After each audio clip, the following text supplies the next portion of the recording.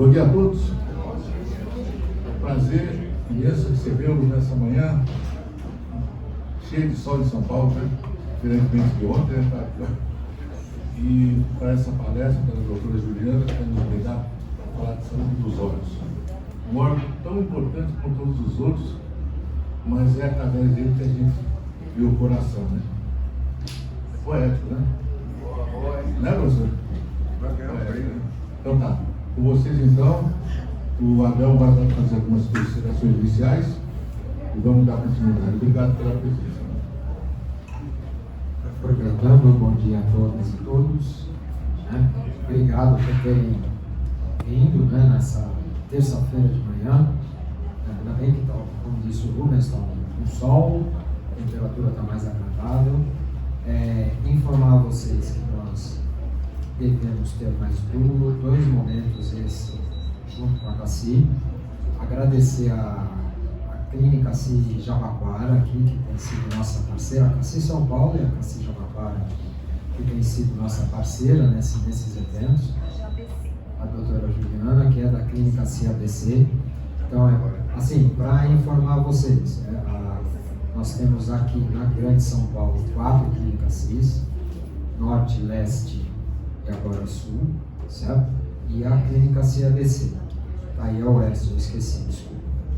Tá, então, assim, temos esse atendimento para todos os nossos participantes, sejam que plano for, plano associados, CACI Família 1, 2, Essencial e Vida. Tá? Então, assim, utilizem esses serviços, que eles contribuem muito para que a CACI seja mais perene e tenha um atendimento melhor para todos nós. A procura pelo médico de família, pelo APS, é um momento muito importante. Às vezes as pessoas falam, eu gostaria de um geriatra. Lembrar vocês que o médico de APS, o médico de família, ele cumpre também esse papel. Tá bom? Aí depois, ao fim, a Thaís, que representa a CACI aqui, junto com a doutora Juliana, a Thaís vai ter umas palavrinhas para falar com vocês, tá bom? Então, obrigado a todos, doutora, muito obrigado, boa palestra. Bom dia, pessoal. A gente vai ter agora um tempinho aqui mais informal, então se alguém tiver comentários, dúvidas, pode levantar a mão, a gente para um pouquinho. No final também vou abrir para as perguntas que tiverem, tá? Quero agradecer a todos que vieram. Eu sei que nem sempre a gente tem essa disponibilidade para estar aqui, né? Mas é um momento muito legal para tirar algumas dúvidas também sobre um tema que é importante para todo mundo, né? Eu sou Juliana, sou médica do trabalho na CACI ABC, sou oftalmologista e estou fazendo aí meus 15 anos de formada. Então, espero poder passar um pouquinho dessa experiência aqui hoje, tá bom? Nós vamos falar sobre os cuidados com a visão e o envelhecimento ocular. Nem sempre é falado das mudanças que acontecem, né, com a idade. E a gente sabe que elas vêm. E nem sempre a gente sabe lidar muito bem com elas. Então, o objetivo aqui hoje é informar sobre as doenças oculares mais comuns e os cuidados que a gente pode ter no dia a dia. Por quê? Porque 80% dos casos de cegueira, eles são evitáveis.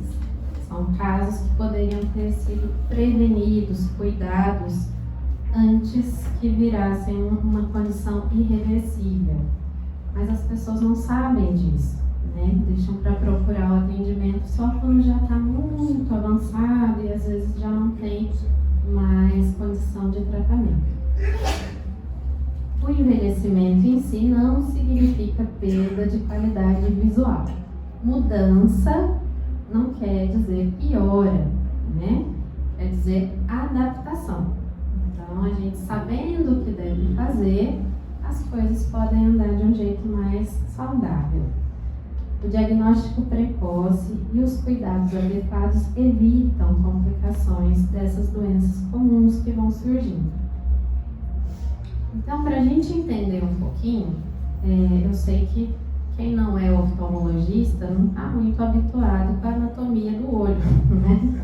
Então, assim, a gente vê essa parte do olho. Parte branquinha, que é a esclera, as pálpebras, a íris, que é a parte coloridinha, a pupila, que é a menina dos olhos, né, a pretinha. Mas a gente não sabe, ou não fica pensando, que para trás da órbita a gente tem o globo ocular. Então, o olho, ele é realmente um organismo, ó, pequenininho, mas ele tem um funcionamento próprio. Lá para dentro tem essa bolinha aqui que vai ser córnea, cristalino, retina, que é uma membraninha colada aqui na parede do olho. E aqui dentro do olho nós temos um gelzinho que é um humor vítreo. Então é só para a gente entender aqui como que é, onde estão essas partes que a gente vai conversar.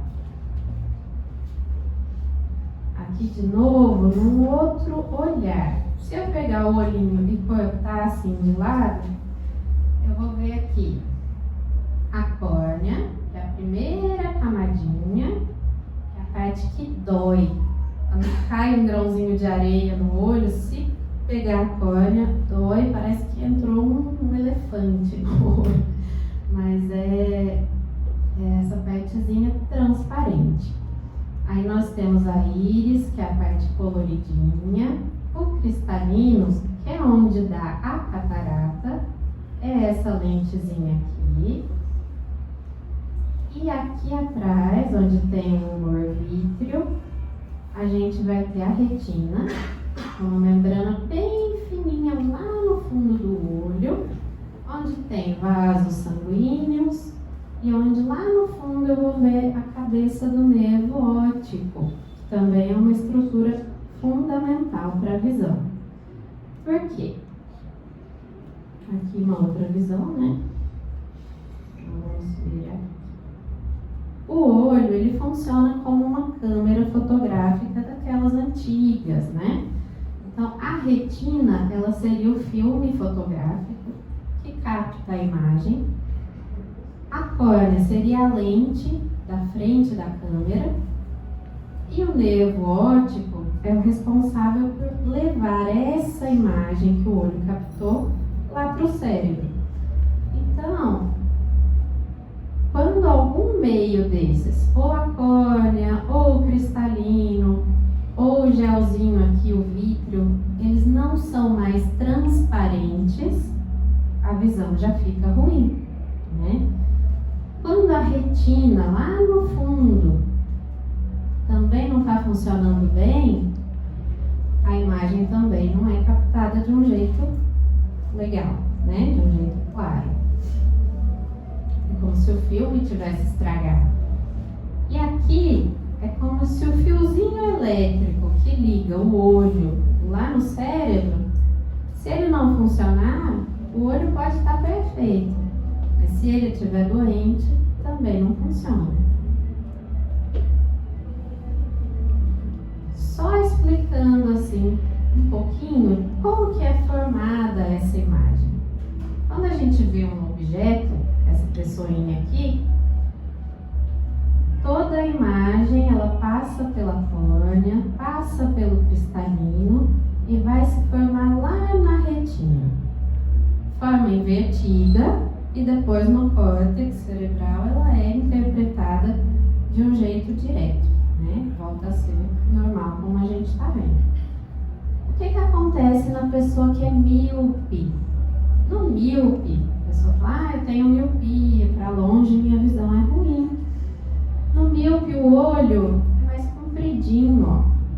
Então, a imagem ela não sai assim, em ciminha da retina. Para eu ter uma imagem nítida, eu preciso ter a imagem formada em cima da minha retina. No míope, ela se forma antes, então ela fica longe. A pessoa enxerga menos, mais embaçado. E no hipermétrope? No hipermétrope, o olho é pequenininho. Então, essa imagem ela está formada lá atrás do olho. Também não é nítida, né? E no astigmatismo, ao invés de eu formar uma imagem retinha, ela está toda ondulada, inclinada, então não tenho aquela correção dos contornos de visão. Tudo isso é corrigível, né? Com óculos, com uma lente, a gente consegue jogar a imagem lá na retina, formar uma imagem nítida. Por isso os óculos funcionam tão bem, né? Agora, com o envelhecimento do olho, aparecem outras condições. A primeira delas é a vista cansada, que é a presbiopia. Começa a perceber que a visão não é tão nítida na distância que era. Começa a ter que afastar os objetos para enxergar nítido, né? Cada vez mais, até que o braço fica curto. E aí eu preciso de um óculos de novo. As mudanças na composição da lágrima, isso acontece também e é normal. Então a gente vai ver aqui as causas, mas é muito comum, principalmente em São Paulo, por causa das condições do ar. O ar seco, a poluição, a poeira, tudo isso influencia na qualidade da lágrima também. As alterações daquele gelzinho, que é o humor vítreo, também vão trazer algumas mudanças na visão. As opacidades do cristalino, que já não fica tão cristalino mais, né? Não é mais tão transparente. E as doenças silenciosas da retina e do nervo óptico. A presbiopia, ela vem de mudanças na acomodação depois dos 40 anos. O que acontece na acomodação? Isso é automático, tá? A gente não percebe que está fazendo isso direto. O cristalino, ele é presinho aqui do lado por umas fibras bem fininhas no corpo ciliar. Quando eu vou enxergar de longe e de perto, o meu cristalino ele se mexe. Essas fibrinhas contraem ele, deixando mais compacto, ou elas se ajustam, deixando mais longe, de acordo com o foco. Então ele é uma lente, mas não é rígido. Ele vai se mudando de acordo com o que eu estou vendo. As crianças têm uma acomodação, às vezes, de 6 graus, 8 graus, sem precisar de óculos, porque isso aqui é automático. Agora, com a idade, essas estruturinhas vão ficando mais rígidas. E isso para de ser tão fácil para o olho fazer. E aí vai acontecendo a presbiopia, quer dizer, esse foco para perto já não é mais tão fácil.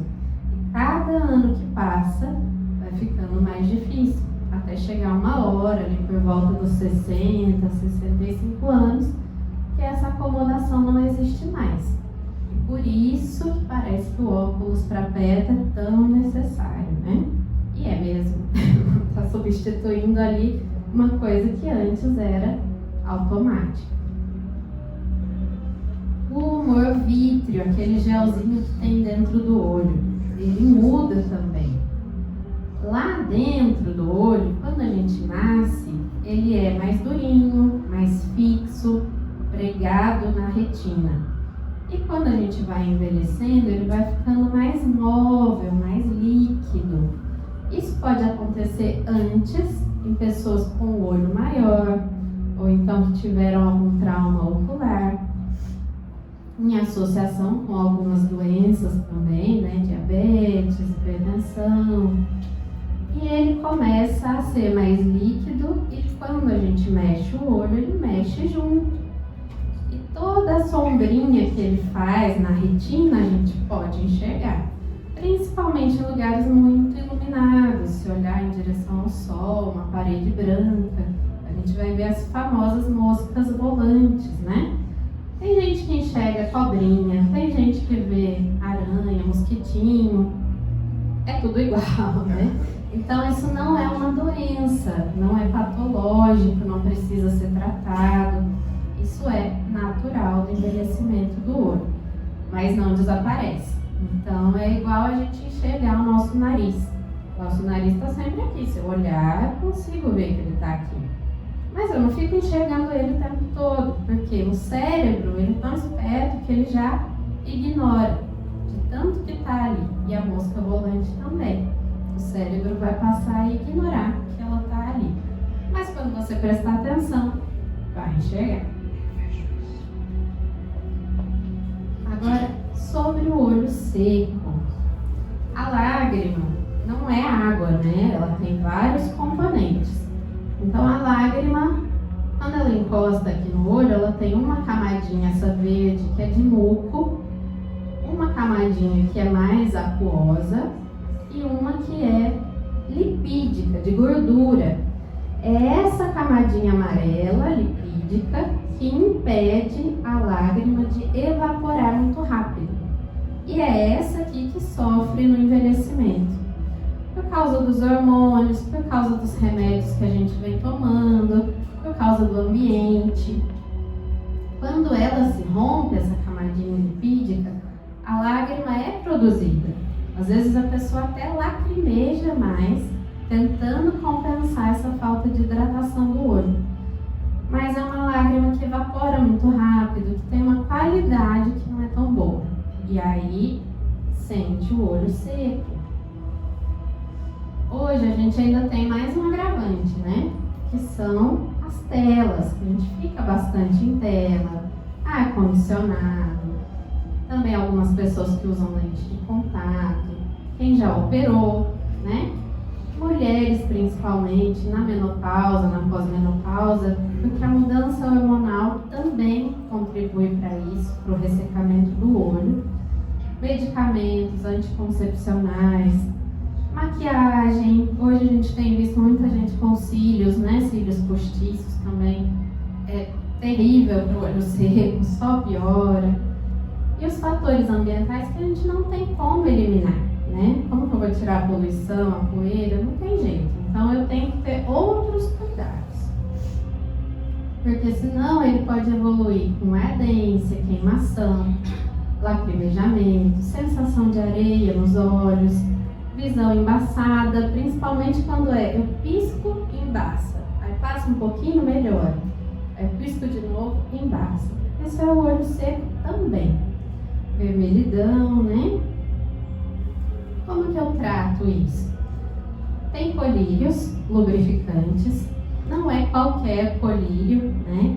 A gente sabe que vários colírios lubrificantes a gente vê na farmácia. Muita gente usa um famoso, que é uma caixinha azul com um olhinho desenhado. Aquele é terrível, né? Aquele lá é péssimo, mas todo mundo usa. Porque tem lubrificantes que têm um conservante muito antigo. Se você usar demais, ele acaba deixando o olho mais seco do que era. Então não é legal. Mas tem outros que são muito bons. Você usando de manhã e à noite tem um resultado legal, não sente nada. É como uma lágrima artificial mesmo. Outra coisa, o cansaço visual, né? Tô na tela, tô usando computador, televisão, celular, eu preciso lembrar de piscar. Porque toda atividade que envolve atenção faz a gente piscar menos vezes. E aí eu tenho uma lubrificação menor do olho. E também dá as pausinhas, né? A cada meia hora ir ali fazer uma outra coisa, se hidratar bem. A catarata. A catarata é uma doença muito comum, né? Depois dos 50 anos já tem uma incidência maior, depois dos 60 maior ainda. E se envelhecer demais, todo mundo vai ter um dia, né? Não vai ter alguém que vai escapar. A catarata é quando o cristalino, ó, lá atrás, lá dentro, ficou opaco. Então, se a gente olhar a pupila dilatada, a gente vai ver a catarata branquinha lá dentro do olho. E aí é como se eu estivesse enxergando através de um vidro embaçado, né? Nada fica nítido, as cores já não são tão fortes e o óculos não melhora. Então, a catarata, ela tem vários fatores que podem contribuir para a aceleração.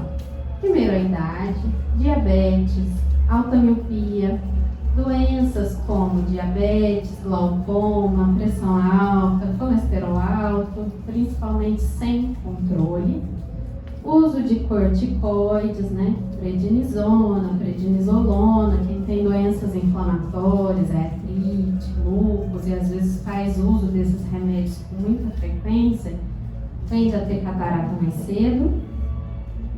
Traumas oculares também podem resultar em catarata, mesmo muitos anos depois do trauma. A questão genética, né? Se os pais tiveram catarata cedo, é mais provável que a gente tenha também. E o sol, né? A gente sabe que os raios solares estão cada vez mais fortes, a proteção cada vez menor, e isso também interfere na opacidade do cristalino. Então, o que vai acontecer? Na verdade, aquela imagem que era nítida, né, formava lá na retina, ela agora atravessa um cristalino que está todo embaçado. Então, ela não se forma uma imagem única. A luz entra e vai se espalhar no fundo do olho, formando uma imagem embaçada. O tratamento da catarata é cirurgia, não existe um tratamento com colírio, não existe um tratamento com exercícios oculares. A gente tem visto muitas propagandas aí de um colírio, muita gente compra, e exercícios também de uma ortopedista que é famosa, né, no YouTube, mas não funciona, tá? É picaretagem, não funciona mesmo. Então aqui, ó, como é feito o tratamento? É uma cirurgia simples, é anestesia local. Hoje em dia a maioria é feita só com colírio mesmo, né? Coloca lá a sedaçãozinha para a pessoa ficar tranquila, pinga o colírio anestésico e aí vai remover esse cristalino, tirar todo, né, aspirando, colocar uma lente dentro do olho, desse jeito aqui, ó. É um aparelhinho que a gente, quando a pessoa fala, operei a laser, é esse aparelhinho aqui. Na verdade, ele não é um laser, ele faz uma quebra do cristalino, né? Então, aqui é o cristalino com catarata, a gente faz uma aberturinha de 2 milímetros no cantinho do olho e entra com ele para aspirar, ele vai quebrando e aspirando ao mesmo tempo e tira todo o cristalino. E no lugar a gente implanta uma lente que vai ficar dentro do olho para sempre. Lá atrás, não apoiada igual a lente de contato, não. Ela é lá no lugar que estava o cristalino, dentro do olho mesmo. E aí fechou, não tem ponto, não tem necessidade nem de curativo mais, vai para casa pingando os colírios. Depois de uns 15 dias, pingando os colírios, já está liberado. Não pode pegar peso, abaixar a cabeça abaixo da linha da cintura, para evitar que isso aqui saia do lugar antes de cicatrizar. A cicatrização é rápida, então em mais ou menos um mês a gente já consegue liberar até para hidroginástica, natação, enfim, atividade física, né? Vida normal. E os tipos de lente? Isso aqui é legal, achei bom trazer, porque é uma dúvida que muita gente tem. A lente, lá no começo, a lente intraocular, ela era só monofocal. O que quer dizer isso? Que ela corrigia a visão ou para longe ou para perto. Então eu não tinha lente multifocal que corrigisse para os dois. Essa lente, ela é uma lente boa em qualidade, ela é muito segura, né? É a lente que é usada no SUS, é a lente que é coberta por todos os convênios, porque a ANS exige, né? Qual é o problema dessa lente? O problema é que ela vai deixar a pessoa com óculos para perto, né? A não ser que seja uma pessoa que se adapta bem, o que a gente chama de monovisão. Às vezes a gente testa no consultório antes de operar deixar o paciente com um olho bom para perto e um olho bom para longe. Se essa pessoa se adapta bem, uma lente de contato assim, por exemplo, aí eu vou operar assim e pode ser que essa pessoa fique sem óculos, mesmo com a monofocal. Agora, se a pessoa não se adapta, porque tem gente que não se acostuma desse jeito, um para longe e um para perto, aí eu vou deixar os dois olhos bons para longe e vou dar um óculos para leitura, né? Então, insegurança, falta de qualidade aqui não tem, tá? O que tem aqui na multifocal, que são as lentes premium, que são as lentes mais recentes, é que elas corrigem, além de miopia e hipermetropia, também corrigem o astigmatismo, exatamente aquele grau, naquele eixo que a pessoa tem, que é uma coisa que as lentes tóricas também fazem. A tórica corrige astigmatismo. A multifocal tenta deixar uma visão boa para longe e para perto, tipo um óculos multifocal. Agora, qual é o problema dela? Não é todo mundo que se acostuma, tá? Então, assim, eu sei que tem um oftalmologista que vende a lente multifocal por 10 mil, 15 mil reais, dizendo que ela é a 8ª maravilha do mundo. E ela não é, né? Quem coloca, os médicos que têm muita experiência, que gostam, falam que para os pacientes bem indicados, ela é ótima. Mas tem isso. Tem aqueles pacientes que não vão se acostumar. Então, pensa só, se você é uma pessoa que exige uma visão nítida para longe e para perto, que pega os detalhezinhos e que não liga de usar óculos, não coloque uma lente multifocal. Porque ela não dá uma visão tão nítida quanto o óculos. Não dá. Porque a questão de ser importado ou não, nós não temos mesmo lentes capazes mesmo no Brasil? temos sim, várias lentes nacionais são muito boas, a lente da Alcon, até uma das mais baratas, que acho que, se não me engano, é a que o SUS coloca hoje em São Paulo, e é muito boa. Em qualidade, ela não perde nada. O que elas diferem é isso, foco. O que tem na lente multifocal? A lente multifocal, ela tem um foco na periferia, que é para longe, e um foco no centro, que é para perto. Por quê? Quando eu olho para perto, a minha pupila fecha, e aí eu vou cair só aqui nesse centrinho. Teoricamente, isso é lindo, vou enxergar super bem. Aí eu olho para longe, minha pupila dilata, pega a área toda da lente, vou enxergar bem de longe. Pode falar. Você falou que a multifocal tem essas a pessoa que coloca multifocal não tem jeito de mudar. É muito ruim mudar, porque para eu fazer um explante da LIO, né, da lente intraocular, é uma cirurgia bem mais complicada do que a injeção da primeira lente. Porque ela já está aderida ali no saquinho que ela fica, naquelas estruturas pequenininhas, são bem sensíveis, então eu vou ter que fazer um corte maior para tirar a lente, vou ter que dar ponto. Se eu dou ponto, eu vou ter astigmatismo pós-operatório e vou colocar uma segunda lente, né? Então, assim, é mais risco de infecção, de edema na mácula, na retina. É um risco que eu acho que não vale a pena correr se eu sei que eu quero uma visão nítida, né? Por que a gente fala isso? Porque eu já tive paciente que chegou para mim querendo tirar a lente multifocal. Eu não tiro. Eu não tiro porque realmente é complicado.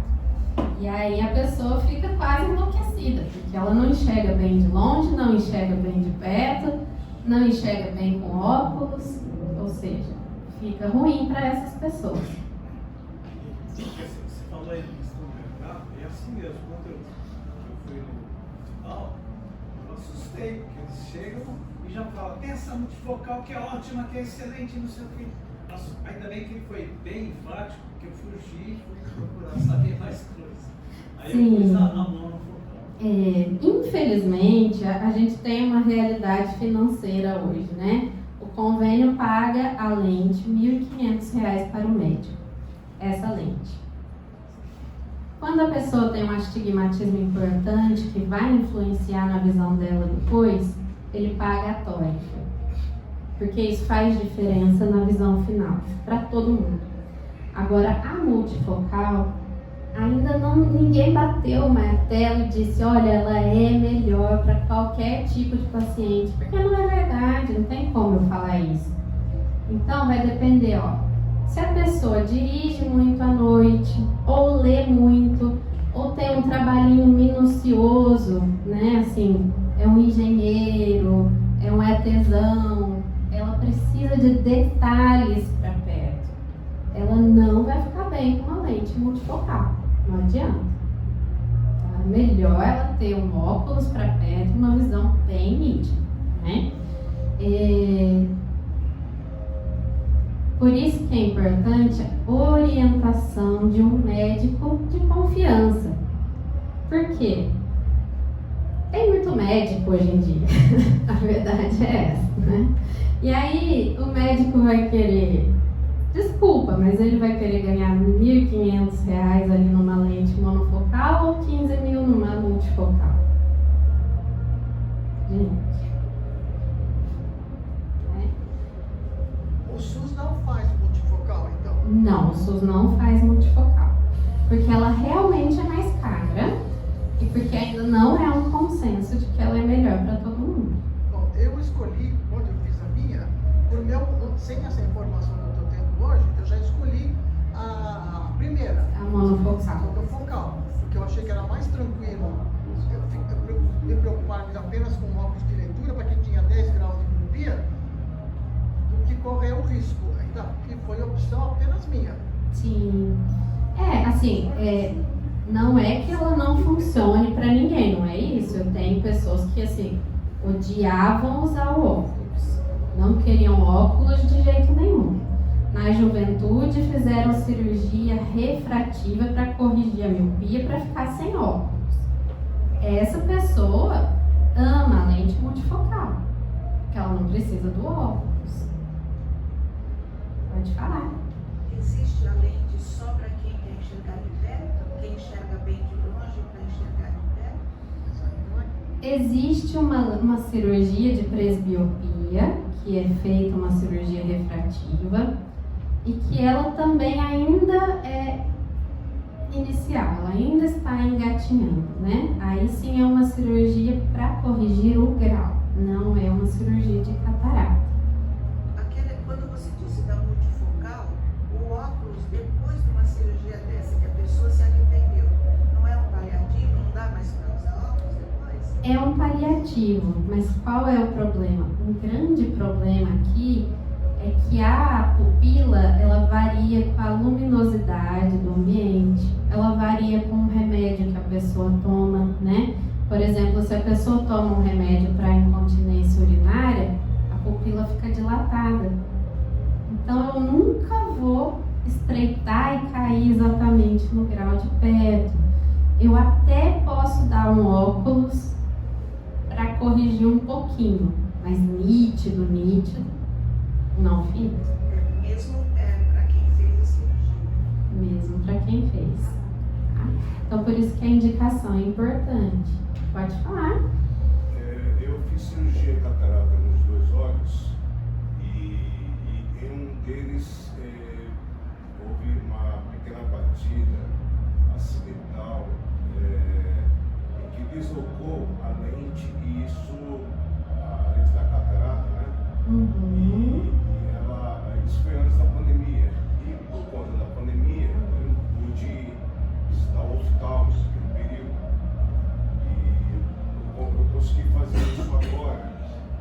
Para colocar a lente no local, porque já foi constatado cerca de quase 50% fora do local original.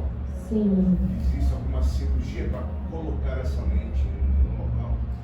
Existe. A gente vai ter que abrir o olho, né? É uma abertura maior que aquela de 2 milímetros. Então é uma cirurgia que tem ponto depois dela, mas tem como reposicionar a lente. A gente dá um pontinho na perna da lente lá dentro do olho. E aquele ponto vai ficar lá, a gente nunca tira. Então dá para recolocar. É uma cirurgia um pouquinho maior, né? Claro, tem risco das complicações, né? Infecção, descolamento de retina, mas é uma cirurgia que tem relativo sucesso, assim. Então, tem opções sim. Ela é menos invasiva do que, de repente, retirar a lente e colocar uma outra no local? É mais ou menos a mesma cirurgia, só que é um corpo estranho que já está aí, né? Então o seu olho não vai ter uma nova reação ao corpo estranho, que só o ponto, né? Que vai ser o fiozinho que vai estar ali de diferente. Ele perdeu a visão, doutora, devido à retinose pigmentada. Ah, Então foi falado sim. na consulta para ele essa possibilidade dessa lente que está fora do lugar. E ele fazendo essa cirurgia, ele ter a chance, provavelmente poderia ser que sim ou não, dele chegar nos focos dele. Olha, eu vou dar a minha opinião pessoal. A retinose pigmentar, ela é uma doença progressiva, né, degenerativa. O fato de mudar a posição da lente tem pequenas chances de melhorar a visão. Existe um exame que a gente chama de PAN, que é o potencial macular. Ele mede objetivamente, sem depender da impressão que a pessoa tem, qual visão que aquele olho é capaz de ter, visão máxima que ele chega. Se esse exame mostrar que tem um potencial de melhora, eu acho que vale a pena operar. Se esse exame mostrar que não tem potencial de melhora, eu acho que não vale a pena. Aí o risco é maior que o benefício. É que o olho que não sofreu com essa batida, ela consegue ainda distinguir a luz. Sim. E eu percebo ao tampar esse olho, que o olho que houve essa batida não está mais enxergando por conta desse deslocamento de quase 50%. Essa razão que eu estou tentando ir atrás dessa cirurgia para colocar a lente no local, pois que a partir do momento que eu consigo ver a luz, ela torna-se uma referencial para a minha mobilidade. Sim, eu acho que vale a pena conversar com o médico, né, com o seu oftalmologista, sobre esse exame, potencial de visão. E esse exame é um ultrassom, que me foi indicado fazer ultrassom, e eu não sei qual é a relação dela com o exame de OCT. Não, o ultrassom é um exame para ver se a retina está colada em todo o globo ocular, né? Porque a lente deslocada, ela pode, com a perninha dela, beliscar a retina e acabar gerando algum descolamento pequeno, né? E agora, o OCT, ele vê outras coisas. Ele é uma tomografia da retina e do nervo óptico. Então, ele vai ver detalhadamente como que está a estrutura da visão central, da retina central. Se ela tem qualidade, se ela não está atrofiada, realmente eu acho que para programar aí uma possível melhora, né? Muito obrigado. De nada. Ele era fotógrafo. Ah, que bacana! Legal. Daria para explicar a doença que ele teve, o que ele tem, para gente que não conhece, por favor? Sim, bom, rapidamente, é pessoa nasce com essa doença, ela é geralmente herdada de família. Então, é uma doença que começa a formar lá na retina pequenos depósitos de um pigmentozinho que a gente tem lá no fundo do olho, e também começa a estreitar os vasinhos de sangue. E isso leva a retina a entrar num sofrimento, né? Está E qual é faltando o sono. sintoma da pessoa? Não tem. A visão vai ficando cada vez mais embaçada, principalmente assim no início, no escuro ou na chuva, começa a perceber que a visão está ficando ruim. E aí, diminuição do campo visual. O campo visual é isso aqui, olhar para O periférico centro, baixo. e os lados. Então, vai encolhendo. Às vezes é o inverso. Às vezes a pessoa não vê que a visão está embaçada, mas ela tropeça nas coisas, Esbarra nas pessoas. esbarra nas pessoas. Que é o que acontece no glaucoma também, que a gente vai falar. Já vamos pegar o gancho e seguir aqui no glaucoma, que também é uma doença muito comum, né? E é uma causa de cegueira irreversível. A catarata eu posso operar. O glaucoma, a visão que eu perdi no glaucoma não volta por nenhum meio. Não existe ainda um jeito de melhorar, né? Existem cuidados, tratamentos para estabilizar a doença. Então, o que acontece no glaucoma? Exatamente isso. Ó. O campo de visão vai diminuindo. Às vezes a pessoa não percebe, porque é lento isso aqui, leva anos, né? Então, de frente, ele está enxergando tudo, é 100%. A pessoa vai na ótica fazer o óculos e enxerga 100% de frente, né?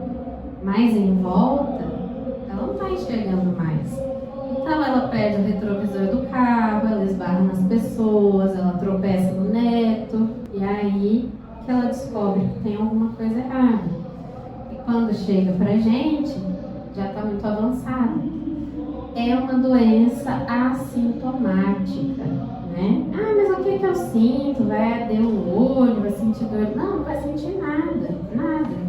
E quando você faz uma consulta anual, por exemplo, e o médico examina seu olho, ele tem condições de verificar se você já está nesse processo de alguma forma? Perfeitamente, sim. Né? A consulta básica de oftalmologia, que todo médico deveria fazer, ela inclui o exame de fundo de olho e a medida da pressão do olho. Então, assim, se eu olhar o nervo do olho, eu vou mostrar para vocês, eu vejo o glaucoma. Se eu olhar o fundo de olho da pessoa, eu sei que ele está ali. Eu posso até ter dúvidas se ele está no início, se realmente é um glaucoma ou se aquele nervo é um pouco diferente do habitual mesmo. Agora, se é um caso mais avançado, eu não tenho dúvida. É isso aí. E dá para estancar? Dá para parar? Dá para parar. Ó, anatomicamente, a gente divide o glaucoma em dois tipos. Não sei se alguém já ouviu falar, mas tem o glaucoma de ângulo aberto e o glaucoma de ângulo fechado. Dentro do olho é produzido constantemente um líquido chamado humor aquoso, para deixar o olho ali sempre com a mesma forma, a mesma pressão, a retina grudadinha no fundo do olho. E se eu estou produzindo, eu tenho que tirar também, né? Senão ele enche uma hora. Então eu tenho um canalzinho na periferia, em volta de toda a córnea, que é a malha trabecular, é o trabeculado, que é por onde esse líquido é drenado e vai cair nas veias do olho, para ir para a circulação sanguínea embora, né? Para não ficar ali preso dentro do olho. Se esse canalzinho é muito estreito, muito estreitinho, quando a pessoa envelhece e o cristalinho fica maior por causa de uma catarata, esse canalzinho pode fechar de repente E aí a pressão dentro do olho aumenta rápido, dá dor no olho, olho vermelho, parece um AVC, uma crise de enxaqueca, alguma coisa assim. E perde a visão. E essa visão pode ser cegueira total, de repente, e não volta mais. Então, quando a gente identifica esse caso de ângulo fechado no consultório, muitas vezes a pessoa não tem o glaucoma, que ela tenha um risco de ter uma crise aguda. Aí eu indico um laser para abrir um outro canalzinho de passagem desse líquido. Que aí mesmo se esse canalzinho original fechar, eu tenho outro que eu abri. Então eu não vou ter a crise de subida de repente da pressão. E aí eu livro a pessoa desse risco de cegueira. Isso aqui é um procedimento a laser, rápido, feito naquele aparelhinho mesmo que a gente vai no oftalmologista, põe queixo, encosta a testa. E fica embaçado no mesmo dia que a gente faz, nos outros dias já está normal, não percebe nada, não tem esses efeitos colaterais. Então é um procedimento seguro. Só precisa o oftalmologista perceber que está ali, que está precisando, né? Dá para ver no exame comum? Dá para ver. É uma pena que hoje a gente tenha médicos que não conseguem identificar, mas dá para ver, dá. Né? Mas é falta de interesse ou é É por falta de conhecimento. falta de conhecimento? Tem muita gente se formando, né? Em lugares que não tão bons. Infelizmente. Olha só, como dá para ver? No fundo de olho, mesmo se eu não dilatar a pupila do paciente, hein? Mesmo se eu não dilatar, eu consigo ver o nervo do olho. Esse aqui é um nervo óptico, normal, ó. E esse é um com glaucoma. Pensem aqui que eu estou olhando um fio elétrico de frente, eu cortei ele, estou olhando ele com vários daqueles fiozinhos que tem dentro, né? São as fibras nervosas, os neurônios mesmo, que constituem esse nervo óptico. Quando ele é todo rosinha, quer dizer que ele está cheinho dessas fibras nervosas. Tá normal, elas que vão levar a imagem do olho lá para o cérebro, são esses neurônios. Agora, se eu tenho a pressão do olho ali alta, e essas fibras vão morrendo, o nervo vai ficando pálido, vai ficando branco. Isso aqui é um nervo de uma pessoa com glaucoma. Quer dizer que já perdeu aqui, ó, uns 90% das fibras. Não tem reversão. Porque é neurônio, ainda não existe um tratamento que reponha os neurônios, né? Então, o dia que esses 10% aqui sumirem, é cegueira, né?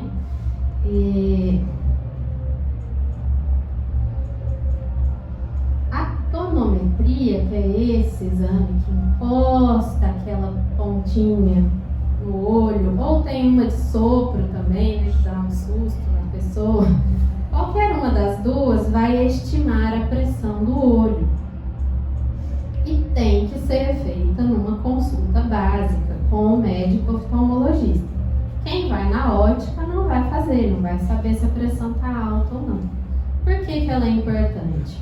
Para o outro tipo de glaucoma, que é o mais comum, que é a pessoa que não tem aquele canalzinho estreito. O canalzinho lá está normal, mas a pressão dentro do olho é alta e dura muitos anos. Então, a pressão normal do olho é entre 10 e 21, que eu meço no aparelhinho. Tem gente que chega lá com a pressão de 30, 40 e não sente nada. Só que a pressão de 40, daqui a 2 anos já cegou essa pessoa. E ela não sabe. Então, se eu medir, depois dos 50 anos, pelo menos uma vez por ano, a pressão do olho,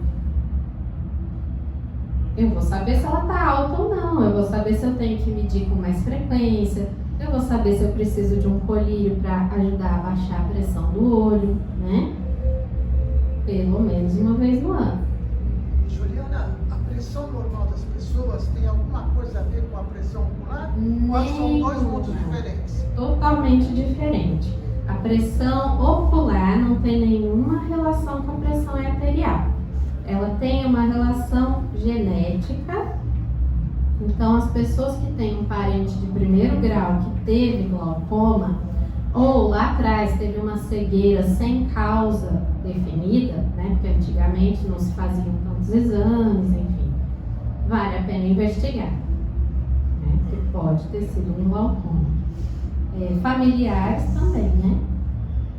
Eu posso perceber a pressão ocular? Se ela estiver muito alta, igual eu disse, assim, 40, 30, o olho dói. Agora, se ela estiver ali 28, 26, não vai sentir nada. Mas já é prejudicial. Já é prejudicial.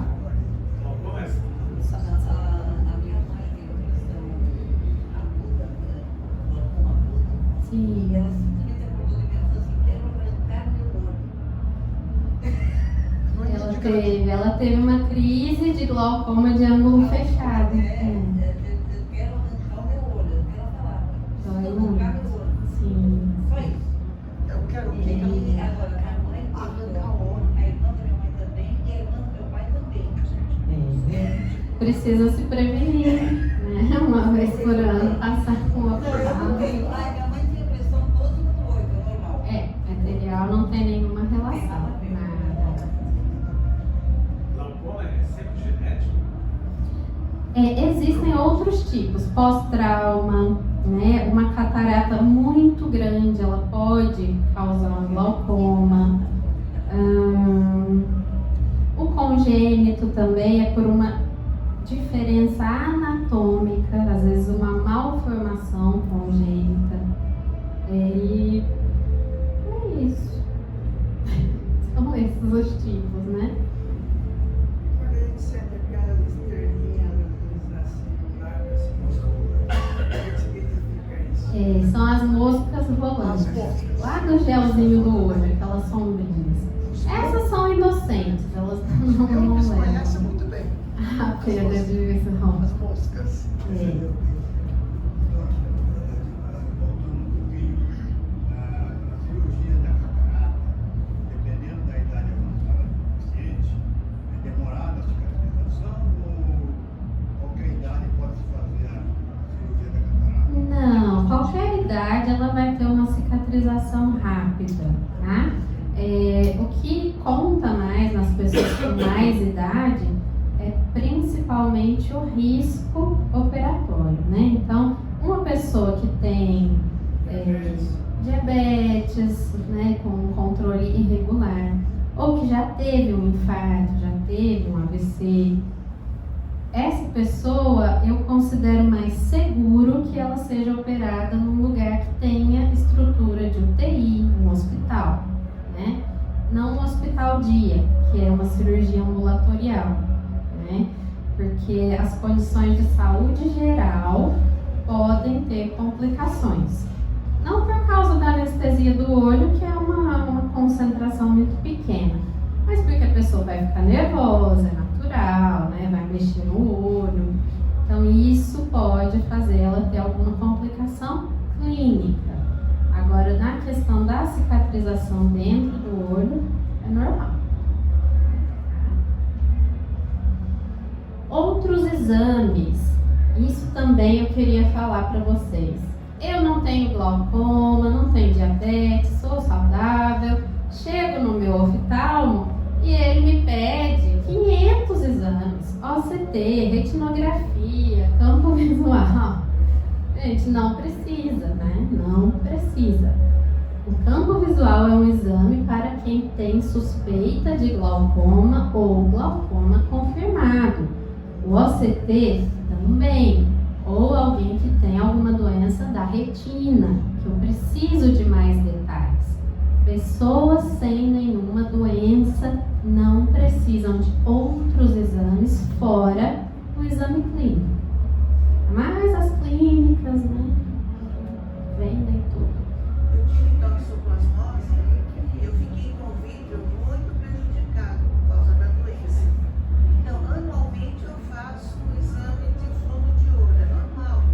Sim, o seu, sim.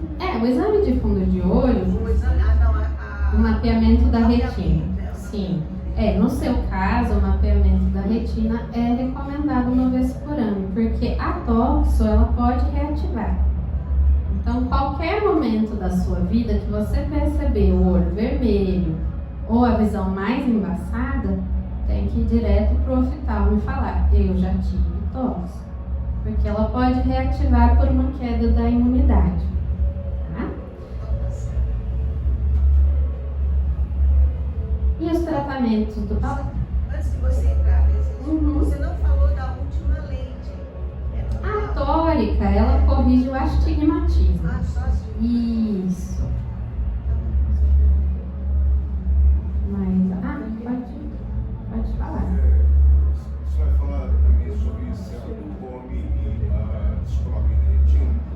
Hoje não, mas a gente pode comentar alguma coisa nas perguntas do final, tá?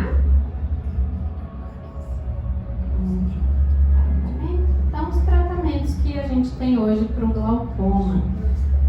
A gente sempre prefere o tratamento com os colírios, né? Nós temos colírios para diminuir a produção de líquido dentro do olho e para aumentar o escoamento através daquele canalzinho. Então, quando a pessoa usa o colírio direitinho, ele está funcionando bem, ela não teve alergia, o glaucoma fica estabilizado, a lesão não progride, ou seja, ela não vai perder a visão. Só que, gente, ninguém usa o colírio direito. Esse é o problema. Então, você estava no começo falando sobre o colírio. Aí você falou esse, né, conta. Você não falou qual que seria o melhor indicado para nós. Você tem algum? Tem vários que os médicos prescrevem e que são bons, né? Optive é bom, Frestia, Sistane, Latrifilme. Agora, eu vou falar aqui. Moura Brasil é um colírio ruim. Esse é o ruim. Os outros, ok. Então, mas é ruim. Pode falar. Ninguém pode chegar na farmácia e quer colírio sem indicação. O mais seguro é ter o indicado pelo médico, né? Pode chegar, Não, até porque os tipos de olho seco são diferentes e os colírios também. Então, às vezes o olho seco ele precisa de um colírio mais oleosinho, aí eu vou escolher um Sistane. Às vezes é uma pessoa alérgica, eu vou escolher um sem conservante. Então, depende do que a pessoa tem, aquela escolha vai ser mais indicada para ela. Não são todos iguais, né? Então, vamos lá. O problema, então, que a gente tem baixa adesão ao tratamento com colírios. Por quê? Porque a pessoa não sente nada, né? Então, eu vou falar, pinga o colírio de manhã e à noite. Ela vai pingar uma semana, 2, depois ela eu melhorei, não tenho nada. Que ela não tá vendo o que a gente tá vendo, que é aquele nervo do olho alterado, né? Pressão do olho elevada. E aí a doença vai progredindo e leva a seguir. Então esse é o risco maior. Existe um tipo de laser que eu posso fazer para diminuir a produção de líquido também. Não é definitivo, mas tem uma boa resposta. Não depende do paciente pingar o colírio, né? Mas tem olho que não pode fazer. Por exemplo, quem tem aquele canalzinho estreito não consegue fazer esse aqui. E a cirurgia? Quando faz a cirurgia? A cirurgia cura o glaucoma? Não. A cirurgia é para diminuir a pressão do olho. Então, ela não devolve o que já perdeu da visão. O que morreu de neurônio, morreu. Ah, mas eu já tenho um olho que é quase cego, de glaucoma, o médico indicou a cirurgia, mas a pressão com colírio está 10. Não opera. O máximo que a cirurgia do glaucoma vai fazer por um olho é diminuir a pressão do olho. Então, ela é indicada para quem é resistente aos colírios, ou seja, não usa de jeito nenhum, ou está usando todos que existem, já a pressão continua alta, ou então teve alergia, que a gente tem casos de pessoas que têm alergia a todos os colírios contra glaucoma. Aí não tem jeito. Desculpe minha ignorância, como uma cirurgia pode reduzir pressão? Isso não consigo, no meu cérebro não consegue. Aqui é o canalzinho que a gente abre na íris para aquele glaucoma de ângulo fechado, né? Ele não fecha mais, é uma aberturinha ali alternativa, pronto. Esse é a trabeculoplastia. Eu vou destruir essa parte, que é onde drena o líquido do olho. Então eu aumento o escoamento e diminuo a produção. Isso é feito com laser também. Agora a cirurgia, que é a trabeculectomia, eu corto um pedacinho da esclera, entro aqui e faço um buraquinho como esse, mas que vai drenar o líquido aqui para debaixo dessa pelinha que é a conjuntiva. Então a pessoa vai ficar com uma bolinha embaixo da pálpebra, uma bolinha desse líquido. Aí a pressão do olho diminui, porque eu tenho o líquido ali dentro, mas eu aumentei o espaço que ele vai ter. E aí eu diminuo a pressão. É visível externamente essa? É visível se a gente levantar a pálpebra e a pessoa olhar para baixo, a gente vê. Não, acho que as pessoas reclamam mais da superfície do olho, que o olho fica muito seco, então arde muito, mas da bolha nunca vi queixa.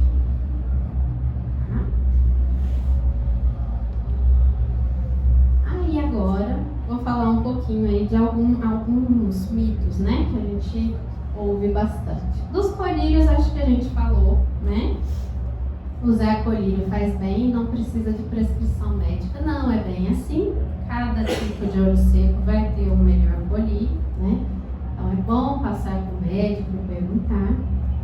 Ter sol, aquela bolinha na pálpebra que cresce e depois diminui, inflama. É contagiosa? Não, não é. Ela é como se fosse uma espinha mesmo na pálpebra. É uma glândula de gordura que fica entupida, inflama. Por isso que faz o calorzinho ali local. A glândula dilata, sai aquele pus, volta ao normal. Então não é contagioso. Ler em veículos em movimento ou realizando mais de uma atividade causa descolamento de retina. Não é verdade, não causa. Não tem problema nenhum, pode dar náusea, tontura, mas descolamento não. Ler no escuro faz mal para a visão. Não vai prejudicar a visão, mas vai cansar, né? Vai ter um cansaço visual maior. Coçar os olhos faz mal, isso é verdade. Toda vez que eu passo o dedo ali no meu olho, a pálpebra está arranhando a córnea. Quando eu arranho a córnea, eu posso abrir micro portinhas de entrada para uma bactéria. E aí eu posso ter uma ceratite, uma úlcera de córnea, então é perigoso. Qual é o jeito certo de coçar o olho? Porque tem hora que... Eu vi na internet um médico ensinando pegar o bordinho da mão, colocar assim em cima do olho, uma leve pressão, alguns segundos e que depois tirando a mão a coceira passa. Só que às vezes não passa. Eu sou a favor de lavar o olho. A água gelada, ela é anti-inflamatória e ela não vai ter nenhuma consequência ruim. Então, água comum? Água filtrada, né? Água gelada. Água mineral, por exemplo? Pode. Lavar o olho. E também, assim, eu não sei se já falaram, mas todo oftalmologista fala, né? Pra lavar o olho com aquele shampoozinho de neném, né? Shampoo Johnson, de bebezinho, de manhã e de noite. Por quê? Porque a gente tá aqui, né? Nessa poluição, na poeira. Então, dentro do olho, os cílios ficam cheios de substâncias aí que podem irritar o olho, a coceira, né? Então, se a gente lavar todo dia, acaba que diminuem esses episódios aí. Se a gente tiver, por exemplo, aqui agora e começar a coçar, e a gente tá maquiada, e aí a gente faz o quê, doutora? Aí a gente evita esfregar em cima da córnea, a gente tenta ir só na pálpebra, porque a gente não vai ter tanta lesão. Tá? Ficar horas em frente ao computador e celular prejudicam a visão? Sim, né? Para todo mundo. Vai deixar o olho mais seco, vai ter mais cansaço visual. Nas crianças pode gerar um grau de miopia que elas não teriam. Então, o que eu posso fazer? A consulta anual, né?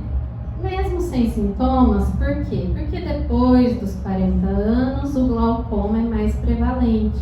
A gente viu que ele não dá sintoma. Outras coisas que não dão sintoma também. Retinopatia diabética, no começo não dá sintoma, só vai dar sintoma quando tiver já mais avançada. Então a gente precisa ter esses cuidados preventivos, né? Controlar bem as doenças que a gente tem. Óculos escuros com filtro solar. Você pode comprar o óculos na Shopee, no Mercado Livre, mas a lente faça uma ótica de confiança, tá? A armação tanto faz, né? Porque a armação ela não é importante para o olho. O importante é a lente. Beber bastante água, lembrar de piscar com frequência quando estiver no celular, no computador. Aqui, ó, a tela, tentar deixar a tela do computador no nível dos olhos, não tão perto, né? Segurar um pouquinho mais longe, tanto o celular quanto o note, o computador. Evitar a iluminação direta sobre o olho, porque resseca também. Então, ilumina o que você vai ler. Se você vai ler no livro, ilumina a página, não o olho, né? E em casa, ajuda a aumentar a luz do ambiente, aumentar os contrastes. Para quem tem a visão mais baixa, assim, não vou deixar tudo da mesma cor, né? Eu vou colocar os talheres, o prato da mesma cor da mesa. Não. Tentar mudar, que isso facilita para quem tem alguma deficiência visual. Então, é isso, ó. Os olhos são as janelas para o mundo e cuidar deles é viver melhor. Pode. Eu não sei se você vai falar, porque eu estou vendo que está terminando. Estou terminando, mas pode falar. Sobre um tratamento mais eficaz para DMRI, a não ser as injeções intramusculares. E se existe uma reversão daquilo que já se perdeu. Ela é progressiva e irreversível. Eu faço o tratamento da DMRI e eu já perdi o direito, a visão central já foi. E o esquerdo, eu estou vendo que estou perdendo a periférica. Eu já fiz, acho que umas 30 aplicações intraocular e faço o OCT. Agora isso passou um pouquinho mais, eu fazia todo mês, estou fazendo a cada 3, 4 meses. Tive que voltar correndo lá no hospital, porque eu notei uma perda significativa em poucos dias. E tem algum outro tratamento, alguma reversão da patologia? Bom, a degeneração macular relacionada à idade, ela também é uma doença ligada à genética, à hereditariedade, e ela vai depositando entre as camadas da retina um materialzinho que antes a retina dava conta de eliminar, né? Então é como se a retina estivesse envelhecendo muito mais rápido que o resto do organismo. E o que acontece é, para responder ao tratamento, é onde a gente começa o tratamento, em qual fase da doença. Porque ela tem várias fases. Tem essa fase onde só tem os depósitos e ainda não piorou a visão. Tem a fase onde esses depósitos vão fazer um líquido se acumular na retina, ela vai inchar. Esse é o momento onde a visão está pior, né? E tem a fase onde já regrediu esse edema, mas às vezes fica uma cicatriz, uma fibrose entre as camadas da retina. Então, a injeção ela é muito bem colocada nesse momento do edema, né? Que a gente tem um inchaço da retina, porque o remédio é para diminuir esse inchaço e para evitar que ele volte a acontecer.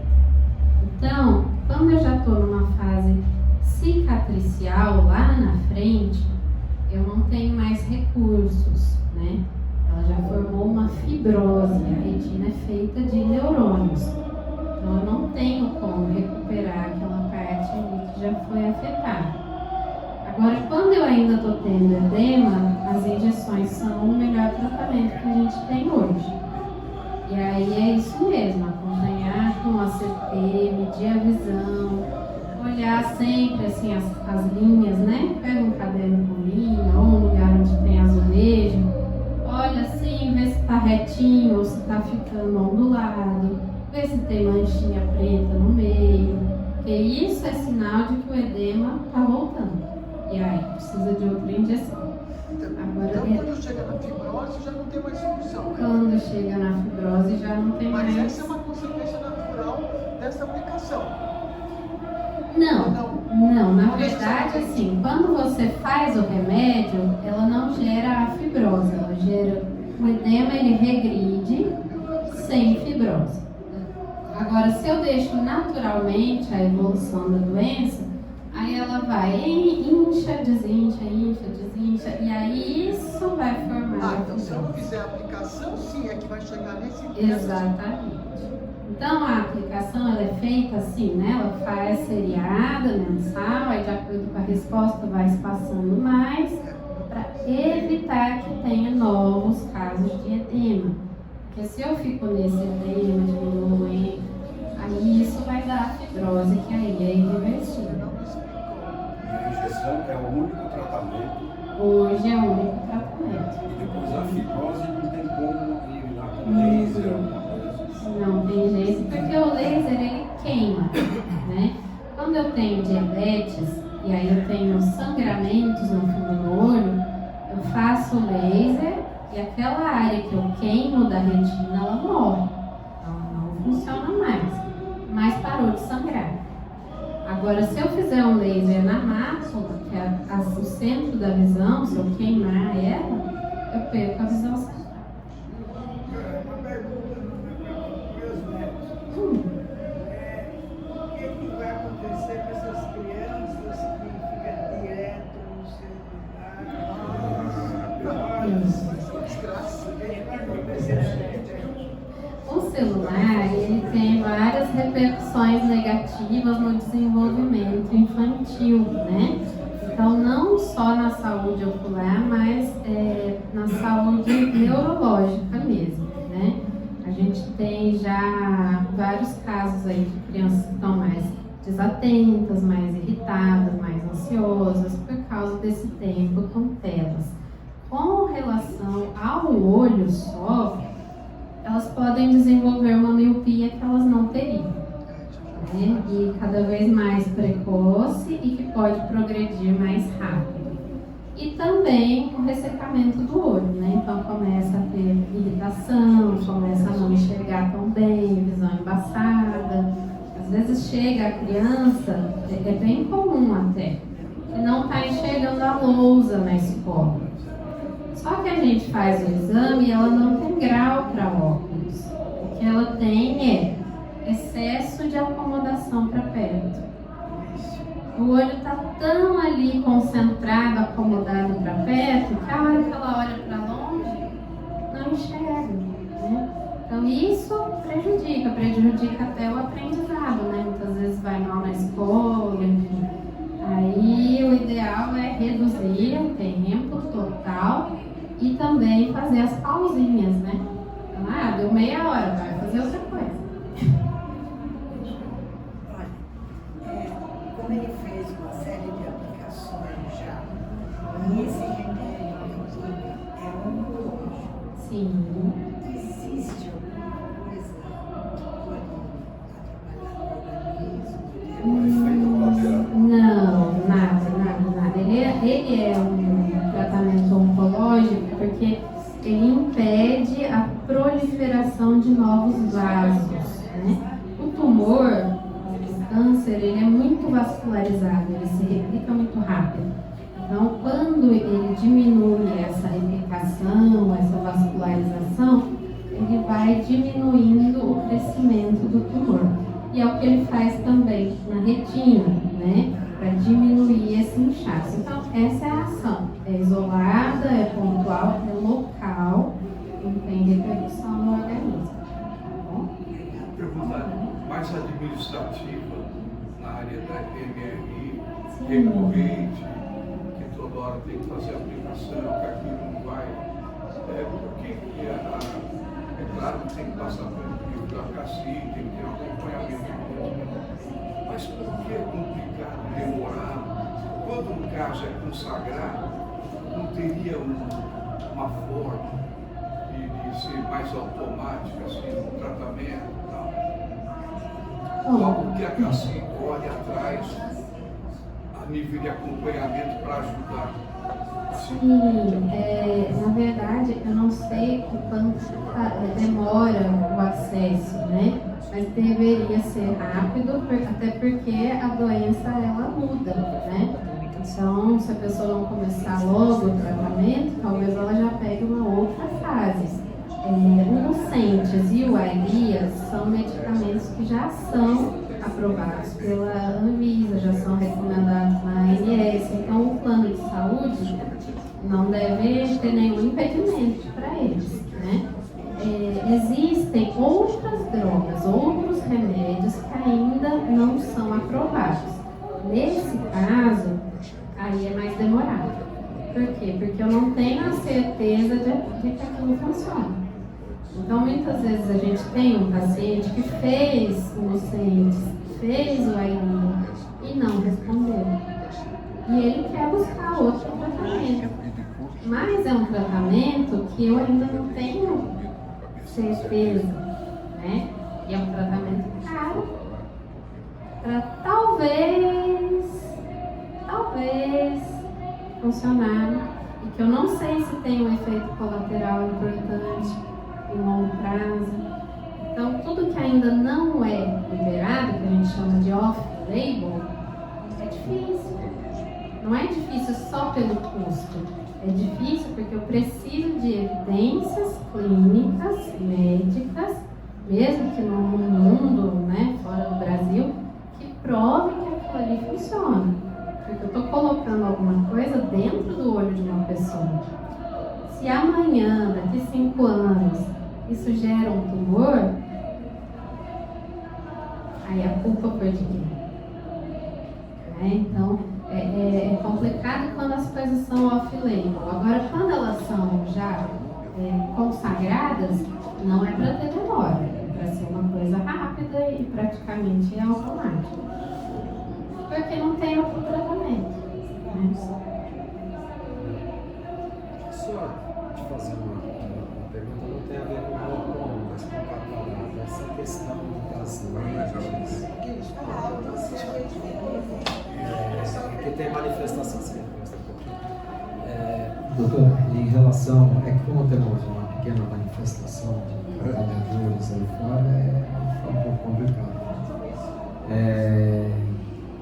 Em relação, não tem a ver com glaucoma, mas com catarata. Essa questão das lentes, né? A gente acompanha os pedidos médicos a respeito, olha, a CACI paga uma lente X, provavelmente acho que é a Johnson, que a CACI paga, que as pessoas dizem que é nacional e na realidade não é, porque essas lentes eu acho que são todas importadas na realidade. E aí fica, eu ponho uma lente, põe essa lente que o médico está recomendando, porque a lente sai de 4 a 6 mil reais cada lente, até o céu infinito, a gente sabe que tem lente, a gente precisa de uma faixa de 15 mil cada lente. Além do que tem a questão do laser. Me escreveram, porque para catarata fiz a operação com laser, a CACI cobre o laser, não cobre o laser. Por que tem essa questão da cirurgia hoje ser feita a laser e ela é off-label ainda, ou seja, ela não está no OMS? Obrigado, viu, doutor? Bom, vou explicar a primeira parte da lente, que eu acho que a gente já comentou um pouquinho, né? Existem lentes fabricadas no Brasil, não existem lentes com tecnologia nacional, né? Empresas como a Johnson, a Zeiss, a Alcon, elas até têm fabricações nacionais. Então, isso a gente fala, é uma lente nacional. Porque é feita aqui, ela é nacional, a tecnologia não é nacional. Então, a mesma lente que é feita lá nos Estados Unidos é feita aqui, só é em outro lugar. Em qualidade, essas lentes não são inferiores, isso é um fato. Ela não vai dar mais reação, ela não vai dar mais reflexo, ela não vai dar mais complicação, não tem nada disso. Qual é a diferença dela, que é uma lente ali? A gente tem lente de 1.000, 3.000, 15.000. Qual é a diferença? É o desenho, se ela é monofocal ou se ela é tórica para correção do astigmatismo ou se ela é multifocal. E aí, de 15.000 ela é muito melhor? Não é. É como a gente já conversou, acho que eu expliquei que depende muito da indicação para aquele paciente. Então, se é uma pessoa que detesta óculos, por estética, nunca quis usar o óculos, abomina, ela vai se dar bem com a multifocal, ela vai preferir a multifocal. Mas veja que não é uma questão de necessidade, é só porque ela quer ficar independente do óculos, né? E ela não se importa se a visão não ficar tão nítida, nem de longe, nem de perto. Estou enxergando, a minha visão é funcional, dirijo e tal, né? Então faço minhas compras no mercado, tudo bem. Agora, se eu quero uma visão nítida, mesmo, clara, a outra é melhor. Então vai depender do que a pessoa quer, porque ela se adapta. Agora, para a correção da catarata, as duas vão corrigir, igual, né? Agora, do laser. Eu mostrei aqui para vocês o aparelhinho que é o Fento, né? Facoemulsificador, o aparelhinho que entra no olho, quebra o núcleo da catarata, cristalina e aspira. Existe um laser que eles inventaram, que a gente tem uma etapa na cirurgia. Em cima do cristalino tem um saquinho que a gente chama de cápsula. Para entrar com aquele aparelhinho e aspirar o cristalino, eu tenho que fazer uma capsulotomia, que é um cortezinho assim, retirar essa tampinha dessa membraninha para poder entrar com o aparelho. Eu posso fazer isso com a mão, uma pinça que vai entrar pelo cortezinho de 2 milímetros, e eu vou lá bem devagarzinho, faço, retiro, e assim foi feita a cirurgia de catarata, ó. Até inventarem o laser que faz essa abertura. Qual a diferença no final da cirurgia? Nenhuma, gente. Nenhuma. Mas a do laser fica uma bolinha perfeita, milimetricamente simétrica. Gente, não faz diferença. A aberturinha é só pra gente entrar com o aparelho, quebrar o núcleo, aspirar a catarata. E depois o saquinho ali, que ficou de membraninha, de cápsula, tem que estar inteiro, porque é nele que eu vou colocar a lente. A lente vai ficar apoiada lá dentro.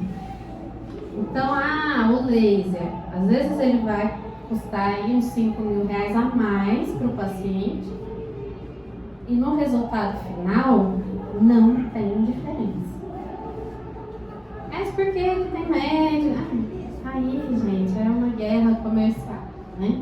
Porque na hora que o médico vai fazer, o hospital vai cobrar dele 800 reais para usar o laser e ele vai cobrar do paciente 5.000. A verdade é essa, né? Então, assim, tenham um médico de confiança, que vocês possam falar abertamente. E perguntem assim, isso é necessário? Se eu não fizer isso aqui, a minha cirurgia vai ter um resultado pior? E geralmente a resposta é não. Tá? Então acho que... Existe um embranquecimento em volta da íris, algumas pessoas têm. Isso qual que é a origem e ela pode ser estancada? Ou ela pode ser recuperada, a cor da íris? Então, na verdade, parece que é na íris, mas ela é na córnea. A gente chama de halo senil, meio azulado, meio esbranquiçado, né? É isso. Tem alguma associação com os níveis de colesterol altos. Então, quem tem o colesterol mais alto tende a ter mais cedo. Não é o caso. Não, então é hereditariedade mesmo, genética. Não tem jeito de estancar ou de voltar. Não tem jeito. E aí, vai prejudicar a Não, visão? não prejudica em nada a visão. Só é chato ficar respondendo a todo mundo, né? Seu olho tá azul. O olho tá verde hoje. Mas não prejudica em nada. Assim, eu fiz cirurgia de catarata nos primeiros dias, né? Assim, é muito rígido, depois começa a e o médico, eu queria fazer uma limpeza da lente, a laser, né? Aí eu fiquei assim meio bagunçada, não fiz. Mas existe essa limpeza da lente? Existe. A lente, ela é um corpo estranho, né? É um corpo estranho. Um corpo estranho dentro do nosso organismo, dentro do olho. Por mais que ela seja de um material estudado para não dar reação, ela pode dar alguma reação. As células de defesa do organismo, elas podem ir ali e tentar expulsar a lente, sim, de uma forma fraca, né? Nada muito significativo. Mas elas vão e grudam na lente. Ou naquele saquinho de cápsula que a lente ficou dentro. E isso deixa um pouquinho esbranquiçado. Não é uma sujeira. São essas células que grudaram ali. O que o laser faz? O laser vai e faz uma aberturinha nisso. É feito só uma vez, depois nunca mais precisa fazer. E limpa mesmo atrás da lente. Então vale a pena fazer assim. Tá bom? Assim, por exemplo, às vezes rompem os vasinhos, o olho fica com sangue, parecendo um vampiro. Isso tem a ver com a doença europeia e é preocupante. Não tem nada. Quando um vasinho de sangue fora do olho rompe e fica aquele vermelhão no olho, as pessoas se assustam, né? Perguntam. Foi um vasinho da conjuntiva, do revestimento do olho que rompeu por causa de um pico de pressão arterial. Ou porque a pessoa bateu, ou coçou muito forte, mas geralmente é um pico de pressão arterial. Nada a ver com a pressão do olho. E acontecendo aqui do lado de fora, não tem problema para a visão. O problema é, se eu estou tendo picos de pressão arterial, isso aconteceu nesse vasinho, pode acontecer dentro do olho, no cérebro, no coração. Então, eu preciso controlar essa pressão, já é um aviso de que alguma coisa não está certa. O seguinte, quem está na frente, desculpa.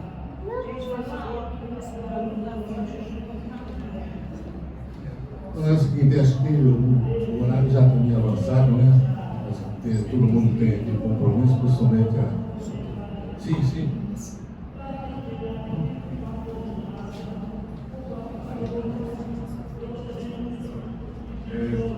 Doutor, poderíamos falar daquele fato de fazer fotos com flash, somente em crianças, em que o reflexo no olho ele não é vermelho e branco, parece que é um sintoma possível causa de dor, cerebral.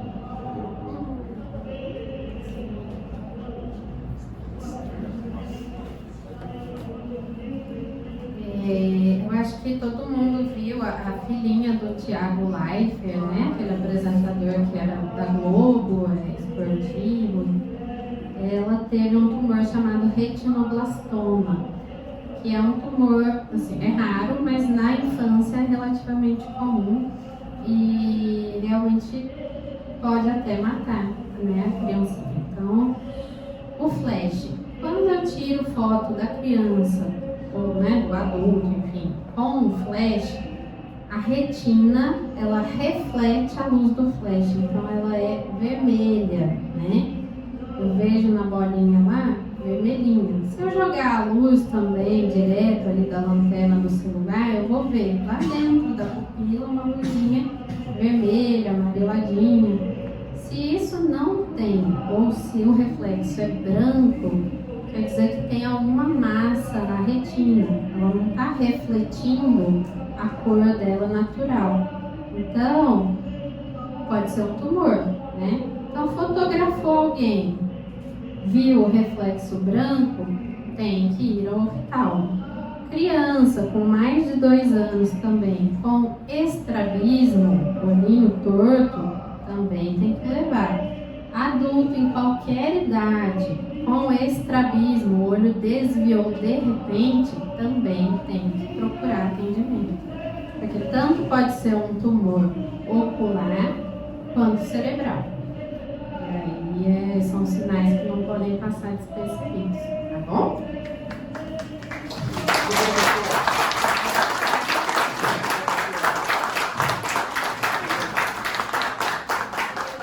Eu fiz pergunta mesmo, mas ele faz uma pergunta que não sei se tem muito a ver com a oftalmologia.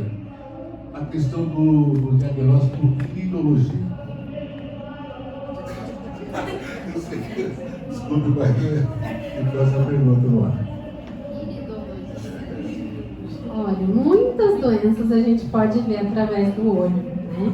Então, na retina a gente consegue identificar se a pessoa tem uma pressão alta de longa data, diabetes descontrolado, se, enfim, colesterol alto, várias coisas. Agora, iridologia é um estudo que eu, sinceramente, eu não confio. Eu ainda não tenho. É um estudo da íris. Obrigado, gente. Quem mais falar? Thaís?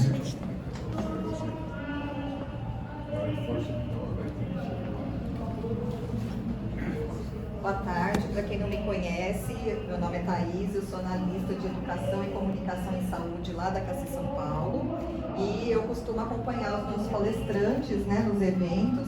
Então quero agradecer imensamente o espaço, que essa parceria já antiga, né, da FABB com a CACI, né, e dizer que vocês são muito bem-vindos na Clínica CI, que é o serviço próprio da CACI, né? Então eu trouxe dessa vez um folder, porque nós temos algumas novidades que muitos, se você puder passar, por gentileza, que muitos não conhecem, né? Falam assim, nossa, mas a Clínica CI faz pequenos procedimentos? Faz, né? Ah, mas quais são? É interessante que você entre em contato primeiro com a Clínica CI que você está acostumado, né? Vocês sabem que nós temos agora uma estrutura nova lá no Jabaquara, do ladinho da Estação Conceição. Mesmo que você seja da Zona Norte, da Zona Leste, a gente gostaria muito que você fosse lá conhecer, né? É uma estrutura bem grande. Nós temos a equipe de APS, de atenção primária, né? Com médico de família, enfermeiro, técnico de enfermagem. Nós atendemos com hora marcada, mas também se eu não acordei bem, né? Estou com dor de barriga, não estou me sentindo bem, estou com febre, pode aparecer lá também, que nós atendemos. Se o médico de família, que, como a doutora falou, tem conhecimento para atender quase 98% dos problemas de saúde, se ele entender que é um caso que precisa de especialista, Nós temos algumas especialidades também na Clínica CI Jabaquara, tem aí no folderzinho de vocês. Eu já tenho a doença do braço curto, então eu preciso pôr óculos. O bracinho já está ficando curto. Então nós lá temos endocrinologista, gineco e pediatra, e temos também especialistas em outras clínicas CI, né? Então, sabe aquele médico lá no passado? Eu usei esse tipo de médico, né? Que a mãe levava e que não chamava médico de família, mas era aquele médico que cuidava de tudo, né? O clínico geral, aquele doutor. A mãe levava, gente, e ele dava conta da maioria dos problemas. É isso que nós temos na Clínica CI. Então, é muito seguro, porque você vai lá, passa com o médico de família. Se ele entender que você tem um problema muito específico, mais complicado, ele vai te direcionar para o especialista, mas depois você volta de novo. Ele já conhece a tua história, né? Já conhece o que você teve, o que você já operou, deixou de operar. Então, meus amigos e minhas amigas, né? Visitem a Clínica CI. Às vezes a gente fala assim, mas eu estou bem, não tenho nada. Mas é o único lugar que, mesmo sem ter doença, você vai ser atendido, porque a gente tem o que a gente chama de promoção da saúde. Eu já tenho a saúde, mas eu quero promover a minha saúde. Como é que eu posso melhorar a minha saúde? Na Clínica CI vocês vão ter esse atendimento. Então, para não demorar mais, que eu acho que tem gente com fome aqui, né? Já está na hora do almoço. As informações estão no folhetinho, tá? As outras clínicas CI também estão de portas abertas, mas em especial a Jabaquara, que está novinha em folha lá. A gente gostaria demais de recebê-los para tomar um cafezinho, para conhecer os serviços e ser orientado da melhor forma. Pode falar.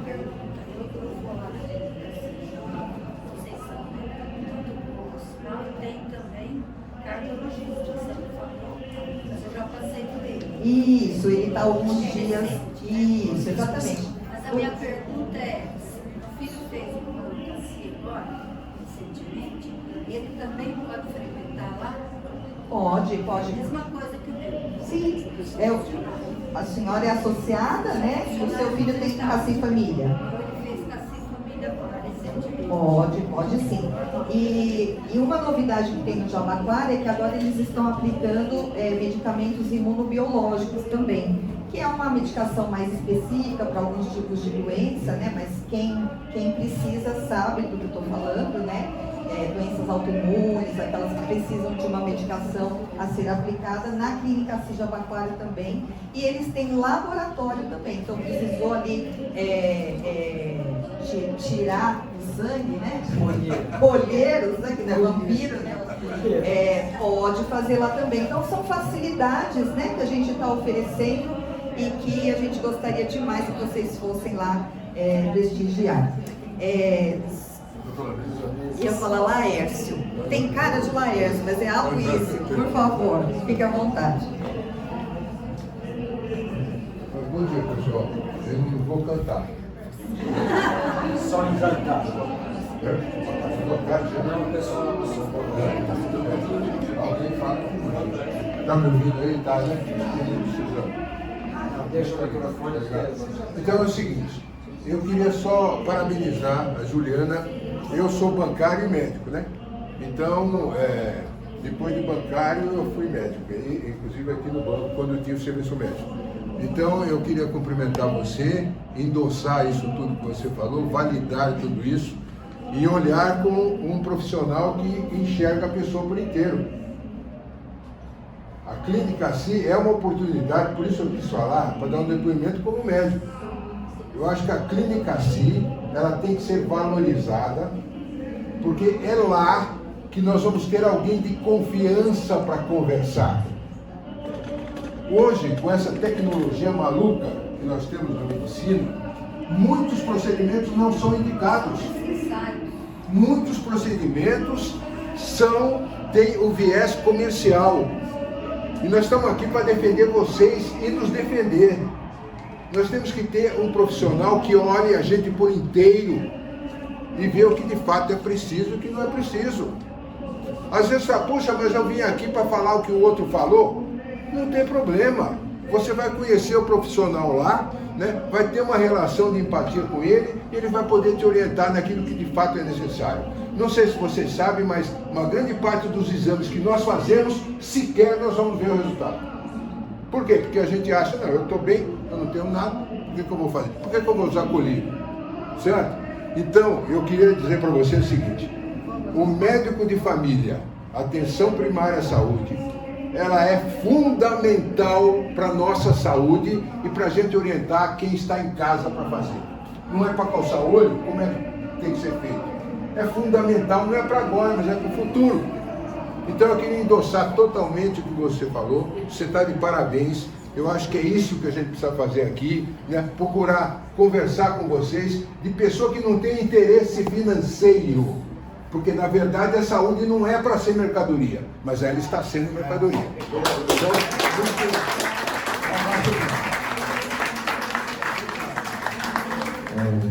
obrigado, Luiz. Só para lembrar, parafraseando o antigo poeta, que não tem colírio, usa óculos escuros, certo? A quinta série não vai embora, né? Deixa eu só falar uma coisa.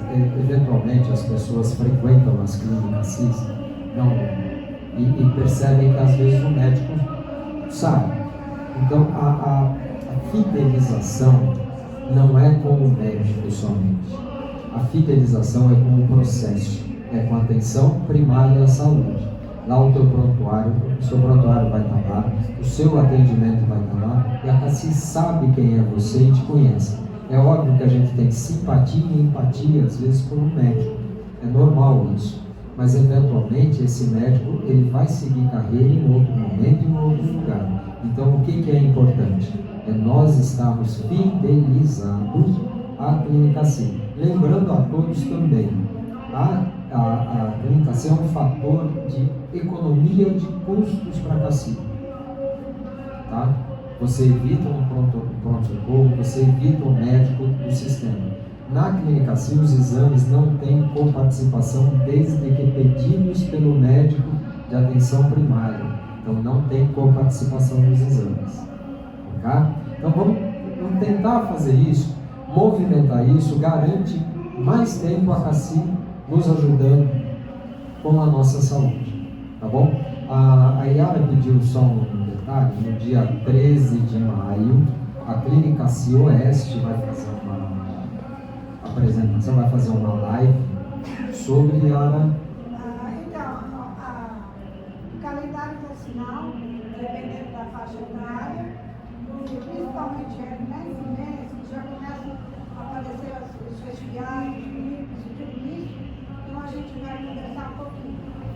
Totalmente online, por apenas uma hora. Virtual. Dia 13 de maio. A gente vai mandar o link, quem quiser pode participar. Então, ela manda o link para nós aqui na Faleria e nós vamos divulgar nas nossas redes. Um outro detalhe, dia 14 de maio, em local ainda a ser definido, ainda está em busca, nós teremos a apresentação das contas aqui em São Paulo pelo presidente da CACI e pelo diretor Elito Júnior. Ok? 14 de junho, 14 de maio, desculpa, 14 de maio, então após o dia 13 e o dia 14. E dia 15 de maio se inicia o processo de votação das contas da CACI. Tá ok, gente? Estamos aqui à disposição de vocês. Gente, só para encerrar, eu queria parabenizar a belíssima palestra da doutora Juliana e também vocês que participaram o tempo todo, não deixaram ela falar sozinha. Eu nunca vi uma palestra dessa. Eu acho muito importante e a paciência dela. Tem palestrantes que não suportam isso, deixa para depois. Então, mais uma vez, Juliana, nosso parabéns e volte sempre, viu? Obrigado.